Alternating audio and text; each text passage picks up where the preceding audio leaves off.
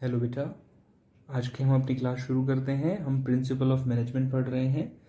Henry fuel के principles के बारे में हम पढ़ रहे हैं। टोटल प्रिंसिपल्स जो हैं वो हमारे 14 हैं, लेकिन हम लोग 5 ऑलरेडी पढ़ चुके हैं। अब ये हमारा 6th प्रिंसिपल ऑफ मैनेजमेंट है, जिसमें कि वो बोलता है subordination of individual interest to general interest.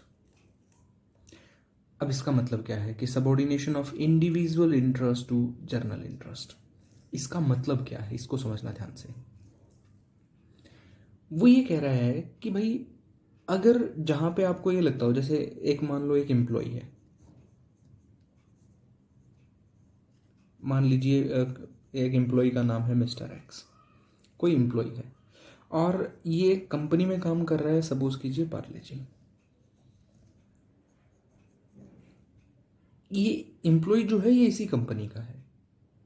तो वो ये कह रहा है कि भाई अगर दो हैं, जैसे एक एम्प्लॉय है और एक अलग से कंपनी है, लेकिन ये एम्प्लॉय इसी कंपनी में काम कर रहा है, तो दोनों के अपने इंटरेस्ट हैं। अब वो इंटरेस्ट का मतलब यहाँ पे क्या बोल रहा है, वो इंटरेस्ट का मतलब आपको बताना चाहता है बेनिफिट से। यहाँ इंटरेस्ट का मतलब बेनिफिट से है। तो भाई बेनिफिट तो पार्ले कंपनी का भी है, उसको प्रॉफिट मिलना चाहिए। एम्प्लॉय का भी है कि अच्छी सैलरी मिलनी चाहिए, या उसको मतलब कुछ ना कुछ उसका बेनिफिट हो, चाहे वो सैलरी में हो, कैसे भी करके हो।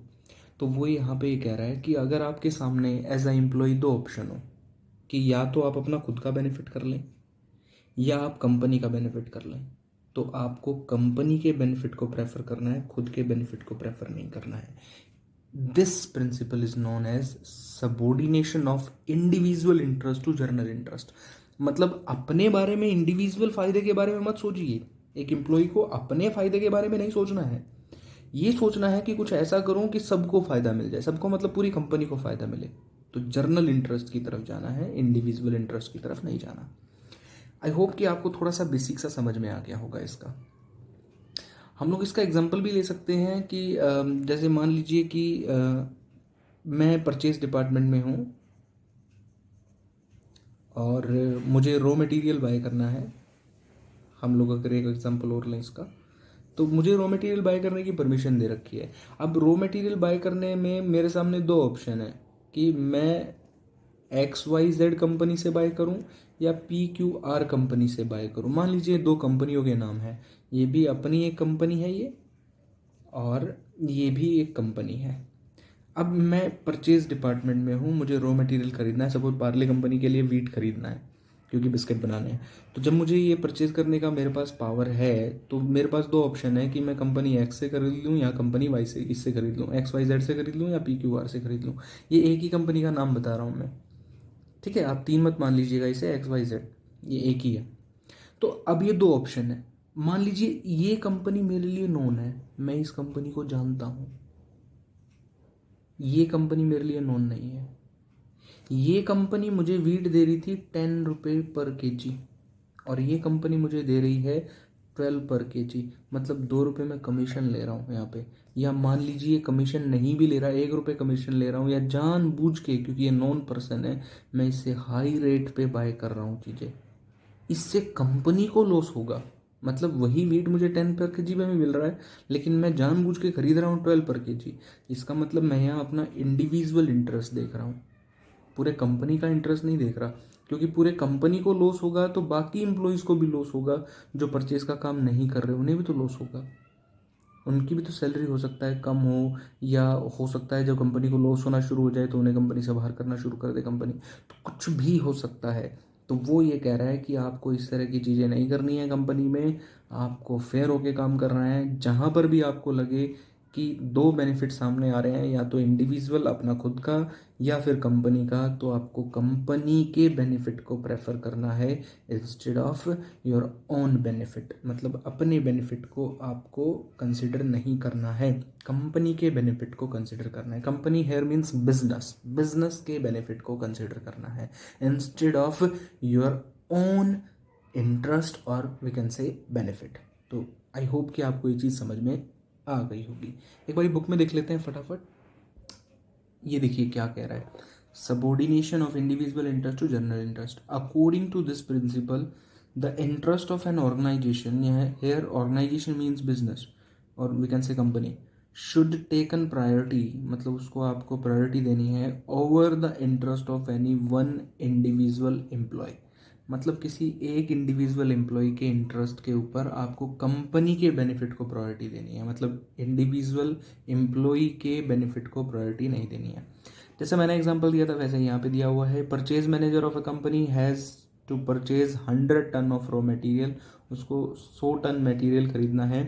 His son happens to be a supplier, मान लिया कि उस मैनेजर जो है उसका बच्चा जो है उसका लड़का वो इस तरह का रॉ मटेरियल सप्लाई करता है मार्केट में, लेकिन वो अकेला नहीं है और भी अदर सप्लायर है मार्केट में।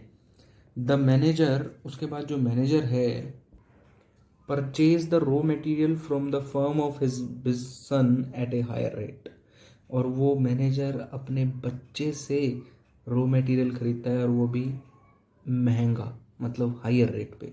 इसका मतलब उसने अपने इंडिविजुअल बेनिफिट को देखा है, कंपनी के बेनिफिट को नहीं देखा।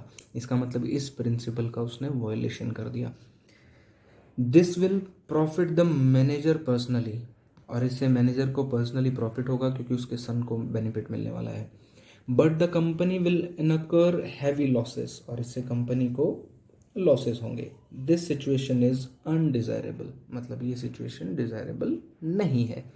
कह रहा है अगर इसको आप फॉलो करें, मतलब कंपनी के बेनिफिट को ऊपर रखें और अपने ऑन बेनिफिट को डाउन रखें, तो क्या अच्छी बातें निकलेंगी उससे।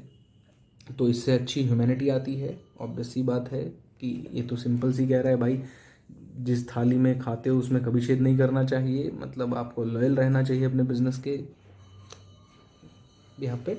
तो everybody profit in the profit of the company, मतलब अगर कंपनी को बेनिफिट होगा, प्रॉफिट होगा, तो भाई कंपनी का ओनर हैप्पी हो जाएगा और ऑब्वियस सी बात है उसका बेनिफिट हर एक एम्प्लॉय को मिलेगा। ऑर्गेनाइजेशनल ऑब्जेक्टिव्स ऑब्टेन होंगे, जो भी आपके कंपनी के टारगेट हैं उन्हें आप अचीव कर पाओगे। सेल बढ़ाना या कोई भी टारगेट है उसको अचीव कर पाओगे आप। मैक्सिमम प्रॉफिट भी टारगेट होता है। Coordination between individual and organisational objective, खुद का क्या बेनिफिट है, मतलब एक एम्प्लॉय चाहता है ज़्यादा से ज़्यादा सैलरी मिले, बोनस मिले, उसकी जो भी प्रॉब्लम्स हैं उनको सॉल्व किया जाए और उसकी इज्जत हो कंपनी में, वो ये चाहता है। ये है इंडिविजुअल।